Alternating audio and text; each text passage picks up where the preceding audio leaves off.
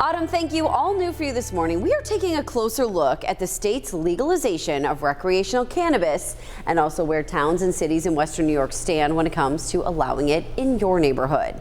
Right now, municipalities all over the state have 2 days left to opt in or out of whether or not they want to allow the sale and consumption sites of cannabis in their neighborhoods. Towns and cities have a couple of options here. They can choose if they want to allow both dispensaries to operate and if they want to allow those consumption sites.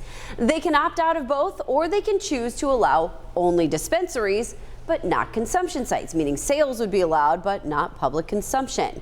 The thing is, not every municipality, Taylor, has made up its mind yet. Exactly right, Katie. According to the Rockefeller Institute, more than a dozen cities and towns in Erie County, including Buffalo, Hamburg, and the town of Orchard Park, along with 5 municipalities in Niagara County, still haven't decided whether to opt in or out of cannabis sales. But I found out that the indecision is also coming with some muddy waters for businesses when it comes to legal cannabis.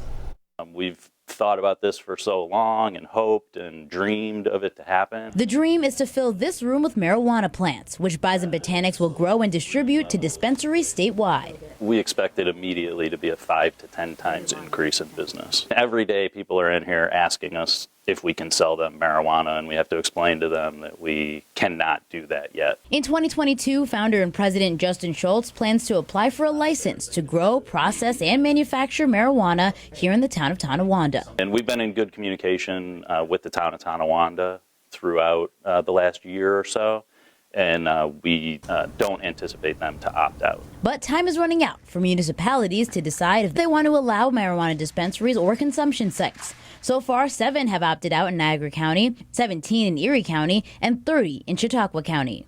Municipalities are just not there with the plant at all. New York State Assembly Majority Leader Crystal Peoples-Stokes says she expects these towns to have a second chance to opt in as public perception on cannabis evolves. The information and the education around the value of this plant, as well as the resources that it may bring to municipal governments, will, I think, change the minds of people. I see some municipalities across the country that are, raising enough money to build new schools. There's currently a gray area with this legislation, since it's legal, but Peoples-Stokes estimates there won't be licenses given out until the spring. She says the challenge will be dealing with those who are already selling.